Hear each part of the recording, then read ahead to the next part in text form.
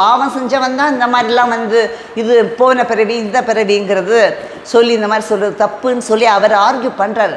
அந்த ஆர்கியூமெண்ட் வந்தப்போயாவது அந்த தம்பி என்ன பண்ணியிருக்கணும், ஓகே சாரி நான் உங்களை பண்ணியிருந்தா சாரி சார், உங்களை ஹர்ட் பண்ணியிருந்தா சாரி சார் சொல்லியிருந்தா அது இவ்வளோ பெருசாக இருக்காது.